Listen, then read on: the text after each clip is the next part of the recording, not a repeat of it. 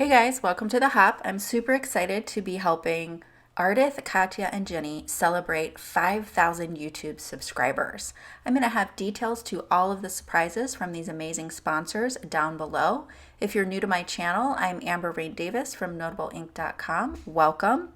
Today I'm sharing one stencil, 3 cards, and no ink blending. So let's jump right in. I'm going to be using the Altenew Bursting Dahlia stencil, and I have a piece of yupo paper here with some picket fence paper glaze. I will have all of the products that I used in today's video linked down below and also in my blog post. So check that out if you're interested, and subscribe and like while you're down there.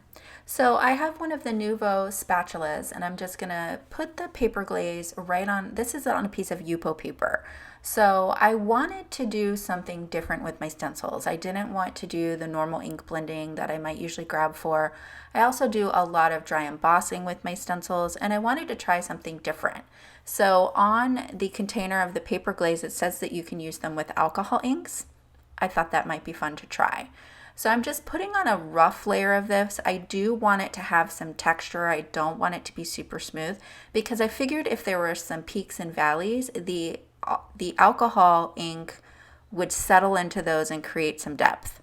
So I'm going to set that aside to dry. Now I have a piece of A2 sized watercolor paper, and I have some Altenew watercolor brush markers. The stencil is taped to the back of the watercolor paper with purple tape, and I just have an Altenew watercolor brush marker. This is the turquoise color and Mountain Mist.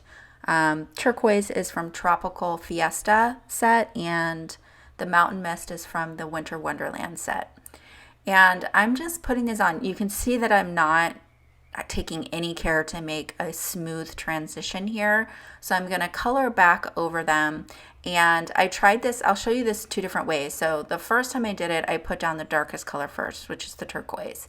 And then I put down the Mountain Mist at the tips, and then I'm just kind of blending that out a little bit with the turquoise marker.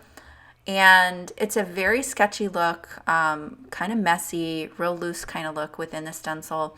I did not spray any adhesive on the stencil. If you were looking to have a really pristine image at the end and don't want any bleed through, that's something you might want to consider with like a pixie spray.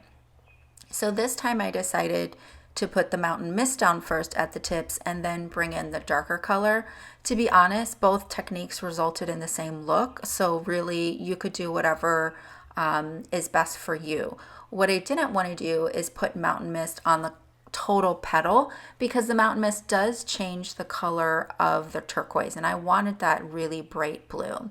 So here you can see I have this tie-dyed looking dahlia here, and I put a second image up in the top left corner.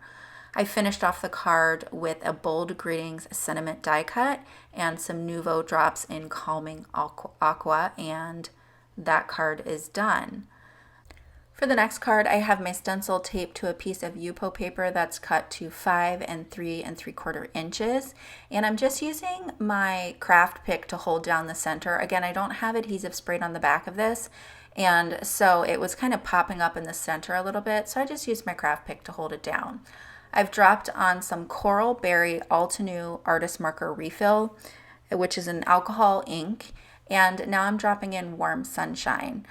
I'm using my Wild Dual Speed Heat Tool on setting 1 to dry it a little bit in between, but you can see that a lot of the ink is seeping underneath the stencil, which is okay because it's going to create this really cool look.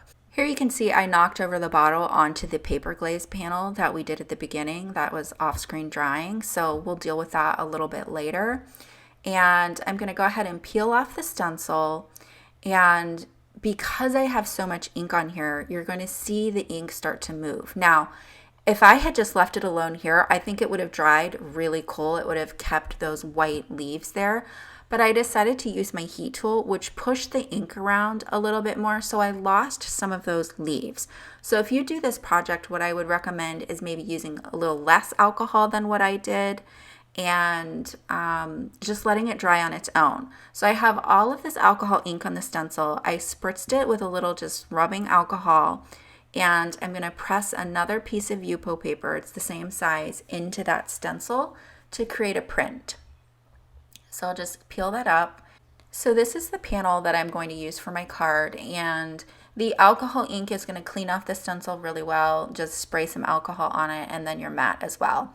I've added a sentiment from Simon Says stamp and added a little flower center with a clear Nouveau drop, and this card is done. So moving on to our panel that I dropped the alcohol ink on, we're just going to add more alcohol ink in the same way. So I figured I might as well go with the same technique. Initially, I was thinking I might paint a little alcohol ink on, but with the splatters that I had on there, I was like, let's just drop it on and see what happens.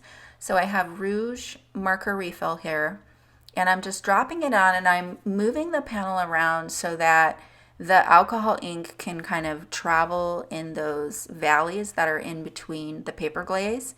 Here I have some buttercream, and I'll drop that on. I also, at the end of this off screen, I do add some coral berry to deepen up the colors as well. So I'm just going to keep dropping this on. I'm looking for an abstract look. I don't want it to completely cover the paper glaze because it's so pretty. It has the prettiest shimmer to it, you guys, this paper glaze.